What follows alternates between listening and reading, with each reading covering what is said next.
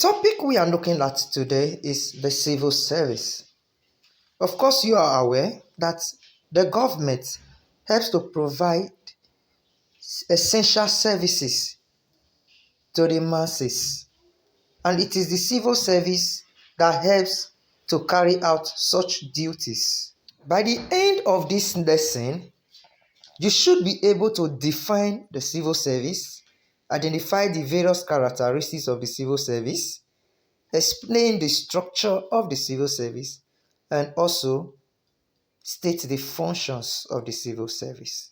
Now let's look at the meaning of the civil service. The civil service is part of the executive arm of government. The functions of the civil service is to execute and implement the policies of the government.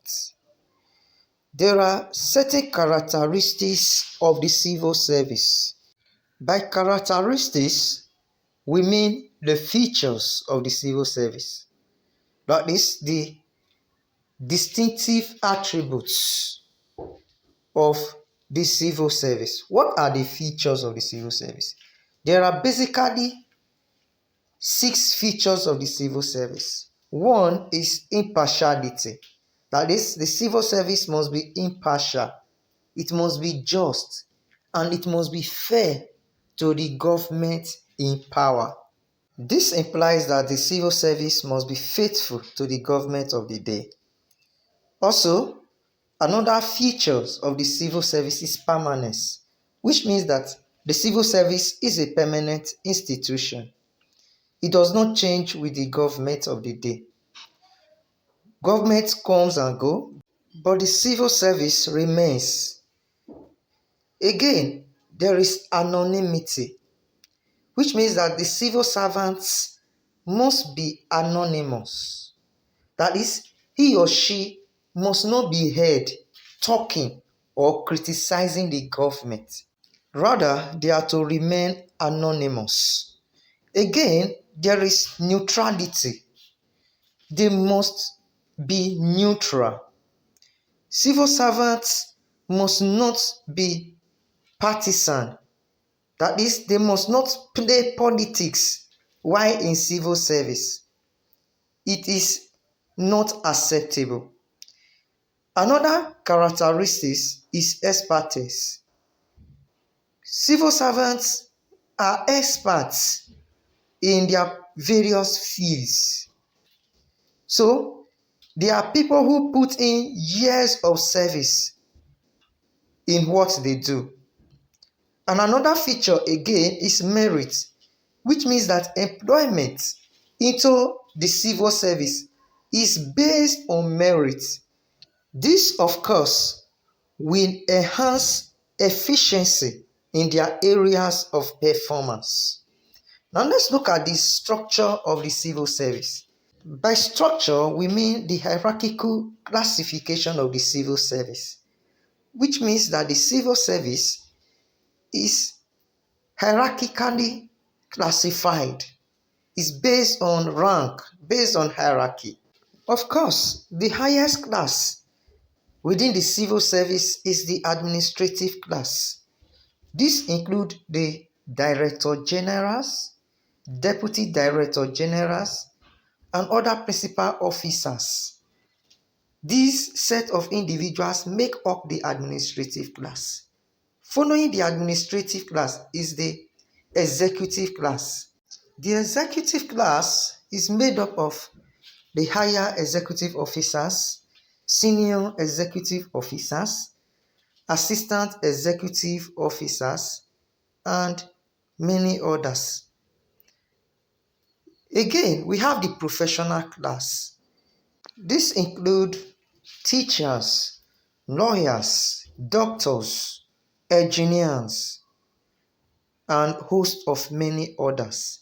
They are professionals in their various fields. Again, we have the clerical class. The clerical class are school cert holders.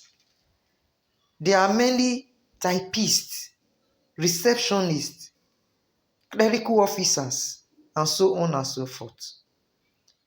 Again, we have the messagerial class. This class is also known as the manipulative or auxiliary class. They include the cleaners, messengers, gatekeepers, drivers, and so on. Now, let's look at the various functions of the civil service. By functions, we mean the roles played by the civil service in the day-to-day business activities of government. What are the various functions of the civil service? Among the various functions of the civil service is policy formulation and implementation. The civil service formulates policies and as well ensure that the policies formulated are executed. Another function is preparation of budgets. The civil service prepares the government's yearly statements of expected income and expenditure. Also, it is the function of the civil service to draft bills. These bills are prepared by some experts in the Ministry of Justice. The executive presents these bills to the legislature to enable them deliberate over the bill and pass it into law. Another function of the civil service is that the civil service advise the government of the day. They advise the government on issues facing the country and how to better the situation and produce a better result. The civil service also keep the people informed. They educate the public about actions and policies of the government. They tell the people what the government intends to do and what is expected of them. Also, the civil service keep official documents of the government. That is, those documents that are relevant to the government of the day are kept by the civil service. Again, the civil service helps in revenue generation. They generate revenue for the government. Of course, this is part of the internally generated revenue of every country. The civil service play a huge part in such aspects. There are measures that can be put in place to make the civil servants non-partisan. With this we mean, what are those measures that can be put in place to make and ensure that civil servants do not take part in partisan politics? One is appointments. This means that civil servants' appointments should be made strictly through examinations and interviews, which means that only the best should be employed into the civil service. Again, the tenure of office of the civil servants should be guaranteed. This, indeed, would go a long way in ensuring that there is job security among the civil servants.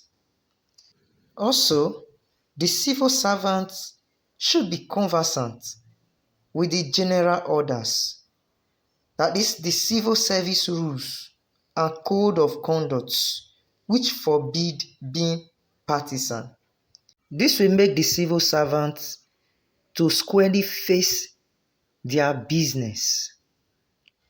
Also, patronage of civil servants by politicians should be made illegal. This means that politicians should not be allowed to patronize or sponsor civil servants. Again, any civil servant who intends to participate in politics, who intends to engage in partisan politics, must, as a matter of fact, resign first of all. he must resign before playing politics. Again, there should be civic education, which means that the people, civil servants, should be taught, they should be educated periodically on what are expected of them. Also, there should be improved conditions of service for the civil servants, which means that there should be a conducive environment for the civil servants to enable them perform their duties effectively. Also, there should be sanctions, which means that any civil servant found guilty of partisanship should be severely punished. The person ought to face the consequence of his or her actions.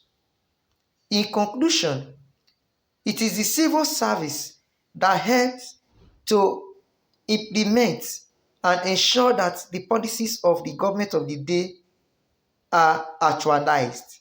So the civil service form the workforce and the engine room of every government. For your assignment, you are to define civil service, identify the various characteristics, explain the structure of the civil service, and state the functions of the civil service. Do this in your notes. Thank you.